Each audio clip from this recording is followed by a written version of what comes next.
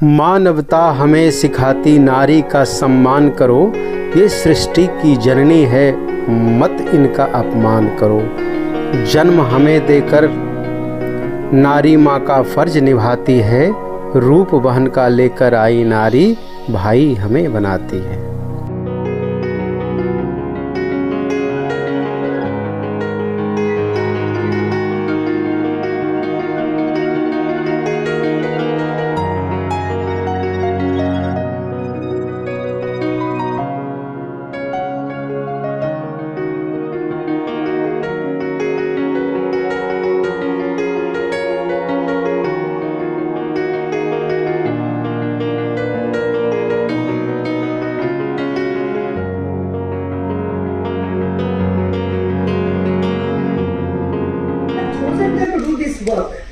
Babita ma'am does not require any introduction by me।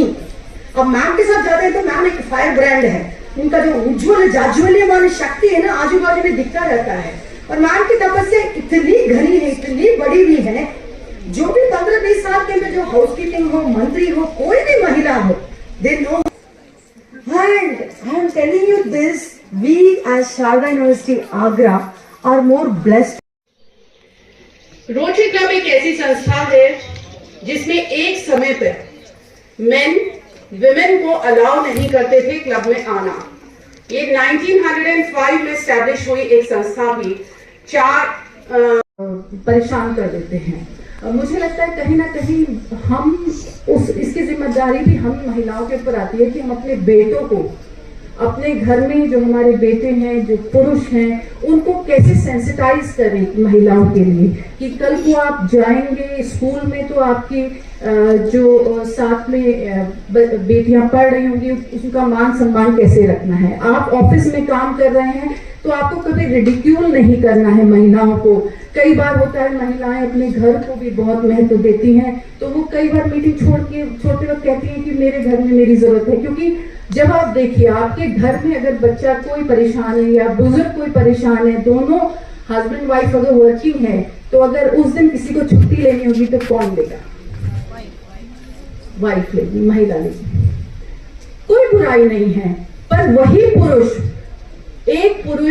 पुरुष जब office में बैठा उसके कोलीग कोई छुट्टी लेगी तो उसको रिडिक्यूल करेगा, उसका मजाक हास्यास्पद तरीके से बात करेगा कि भाई ये देखिए आराम से आसानी से छुट्टी ले लेते हैं। तो ये सेंसिटिविटी हम लोगों के अंदर आनी चाहिए, खासतौर पर पुरुषों के अंदर।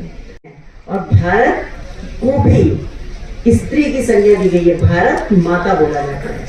आप उस देश की महिला हैं जिसमें गंगा और यमुना को भी मैया बोला जाता है।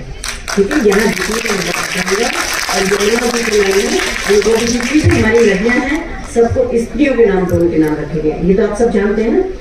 आपका देश एकमात्र ऐसा है कि जहाँ किसी के भी रूप में, चाहे वो शक्ति के रूप में है, चाहे वो धन लक्ष्मी के रूप में है, चाहे वो विद्या के रूप में है, चाहे वो किसी भी रूप में, यहाँ सब महिलाओं को ही पूजा जाता है, यानी कि देवियों को पूजा जाता है। आप जानते हैं ना, अब नवरात्रे भी शुरू होने वाले हैं, तो आप सोचिए कि आप कितनी शक्तिशाली हैं। अब शक्तिशाली है इसलिए मैं बात करूंगी, मैं बहुत दिल से बोलूंगी और आप दिल से सुनिएगा, लेकिन मैं बिल्कुल ये चाहूंगी कि आप अगर मैं बोलूंगी तो आप उसको फॉलो भी करिएगा। करेंगे ना? है ना? मैं आज आपसे बातें करने आई हूँ, मैं एज ए स्टूडेंट आपसे बात नहीं कर रही, मैं एज ए वुमेन आपसे बात कर रही हूँ। और क्योंकि आप एक नई पीढ़ी है, इस देश की दिशा और दशा दोनों में बदलने की आपकी बहुत ही महत्वपूर्ण भूमिका है। इतनी अच्छी, इतनी सौम्य वाइस चांसलर, मतलब जिनके अंदर मैंने खुद पीड़ा देखी है महिलाओं को लेके। अभी मेरी 10 मिनट बात नहीं, हालांकि मैं कितना इम्प्रेस हुई हूँ। सबसे बड़ा इम्प्रेशन तो मेरा इस बात का है कि वो हिंदी नहीं जानती, लेकिन वो हिंदी आज फिर भी आप लोगों को सुना, मतलब बोल रही है, क्योंकि हिंदी हमारी मातृभाषा है। और मैं यहाँ बैठे हुए भी ग्राउंड लेवल पे भी जानती हूँ कि जितने स्टूडेंट्स यहाँ बैठे हैं, जितना वो हिंदी में कंफर्टेबल है उतना वो इंग्लिश में कंफर्टेबल नहीं है। और इसमें बिल्कुल कोई शर्म की बात नहीं है, क्योंकि हमारे यहाँ जो जिन स्कूलों से हम निकल के आते हैं, जो गाँव में स्कूल होते हैं, वहाँ इंग्लिश नहीं पढ़ाई जाती। जनरली बच्चे 6 से इंग्लिश ABCD पढ़ना शुरू करते हैं, क्योंकि मैंने भी वही पढ़ा है। बाद में आगे बढ़ गई तो एक अलग बात है। तो भाषा किसी चीज में बाधा नहीं होती, वो आपकी वाइस चांसलर ने आपको बता दिया कि उनके जो एक्सप्रेशन थे, उनकी जो भाव थे, जो उनकी भावनाएं आप लोगों को लेके, वो अद्भुत है। और अगर ऐसी वाइस चांसलर हो, ऐसी प्रिंसिपल हो, ऐसे टीचर्स हो, तो मुझे लगता है कि बच्चों का फ्यूचर बहुत ब्राइट होता है।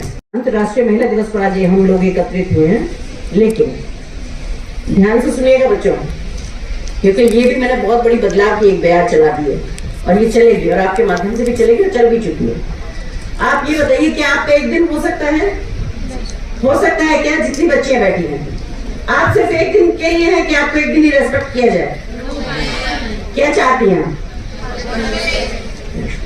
अगर आप मेरी फेसबुक उठाकर देखेंगे तो मैंने कभी भी महिला दिवस की शुभकामनाएं कभी नहीं लिखी, क्योंकि एक दिन महिलाओं का हो ही नहीं सकता। ये सिर्फ एक पश्चिमी सभ्यता के अनुसार हो सकता है कि जहां सब इतने सेपरेट रहते हैं कि जहां children's day, daughters' day, mothers' day, fathers' day, women's day, क्योंकि उनको मिलने के लिए एक दिन की जरूरत होती है, जिस दिन वो सिर्फ ये मिलना चाहते हैं कि भाई कि आगे बढ़ने वाला है, या हम 21वीं सदी के बहुत ही महानायक बनने वाले हैं, या हम ऐसा कुछ है, तो वो आपके बगैर संभव नहीं।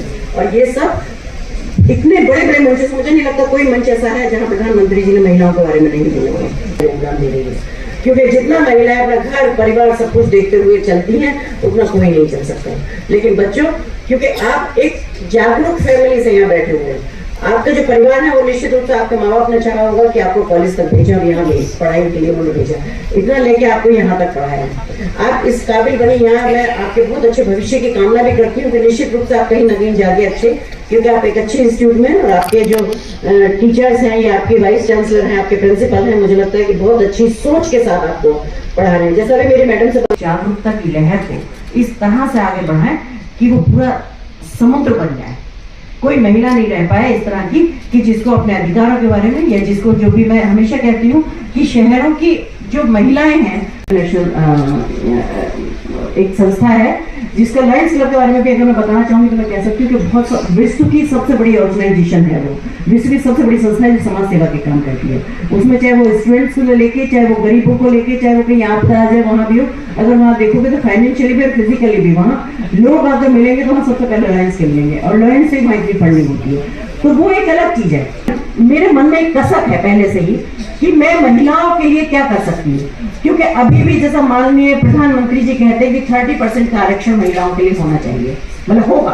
अब से पहले बातें होती थी, नहीं हुआ, लेकिन अब निश्चित रूप से हो गया, एक तरह से कहना चाहिए। उस 30% आरक्षण में जब आपको आगे बढ़ना होगा तो उसके योग्य भी आपको बनना होगा।